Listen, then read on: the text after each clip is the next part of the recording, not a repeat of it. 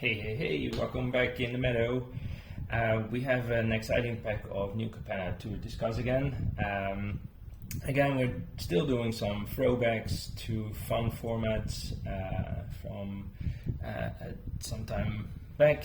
The spoilers are out, the cards of Wilds of Drain are all released. So it's now just waiting for the pre-release. I am going next Friday and I'm very excited, but until then, let's see what we have here. Citizen and Land. Jetmir's Garden. This is these are great lands, especially with the fetch lands. You can look these up. They also cycle, so they have utility later in the game. All around, these tri-lands are just great. They are not the first pick in limited, but for constructed they are great. Public Enemy.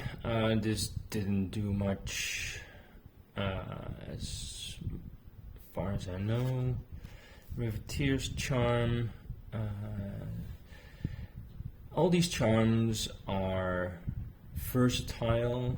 You know, they have 3 modes. But I can't remember that this one was particularly great. Exiling a graveyard. Exile the top 3. And then you can play those until your next end step.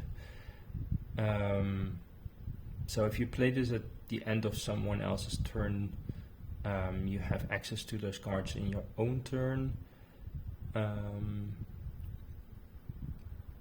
It's alright. And the sacrificing is the highest mana value, so that gets rid of their biggest creature basically. So that's pretty good. So they can't really sack a token to this. The Psychic Pickpocket. This was a great card. So it enters with some. It enters and you connive, and if you connive, you can return a non-land permanent. This is just a great tempo card. This was fun. Oh yeah, this one only has 3 commons. Huh. Other packs have 4 for some reason. Anyway, even when they're not falling. Anyway, the Swordjack, just a good filler. These sack lands that get you 1 of 3 different basic lands, those are very good. The Initiate, it was not that great. If you can increase its power, yes, but otherwise, that you have to give double strike to do anything. The Girdagoons, yes, though that was a great card. So 4 for 5 that you can blitz. So when it dies, you get a 2/2. So if you blitz it, it will sacrifice at the end of turn anyway.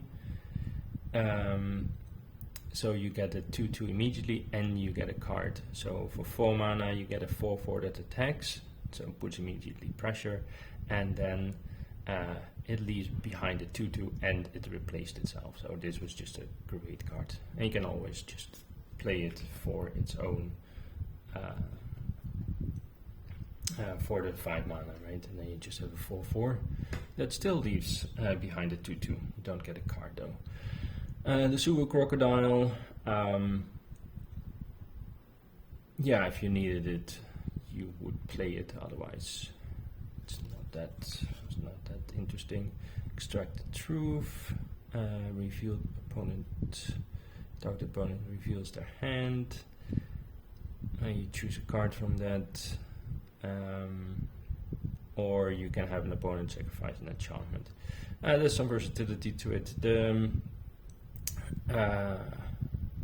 The Thought Seize ability on it was quite useful.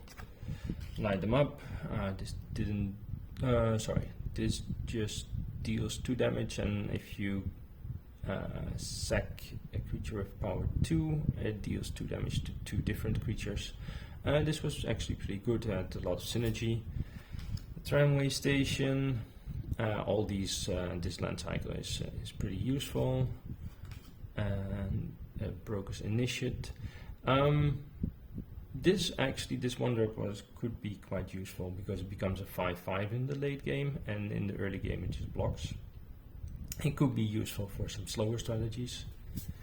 And Strangle is just a very versatile card. Ooh, this is an interesting pack.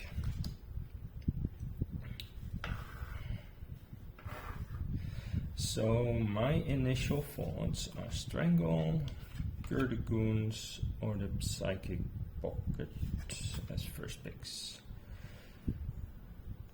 I guess Light 'em Up could be in the mix, but I think the Light 'em Up is better if you're already in the sacrifice theme. So let's put that away. So I think here 3 damage at sorcery speed is just very good for 1 red mana, also because it goes to Planeswalker if necessary. But the Gurdagoons having the ability to also draw you cards gives you a lot of advantage, and the Psychic Pickpocket because it has a lot of tempo. You can go very tempo strategy. This is interesting. I think it comes back to what you find interesting. The problem here with this format was that one archetype was very strong, which was the Brokers, so green, white, blue. So that might you lean to the Pickpocket a bit more, I think. But any 3 of these cards would actually be a good first pick. I actually cannot say. I think because of how the format was, I think you go for the Pickpocket. But you can also say like, multiple people are going to try to draft that strategy, so maybe I go for the Gurdagoons, which is actually also a very viable strategy to go for a very aggressive blitz deck. So yeah, this is an interesting pack, and we haven't seen that earlier in this series yet. So I think all these 3 are up for first pick. I think I myself would go for the Pickpocket. So, all right, that's what it is for today, and see you next time.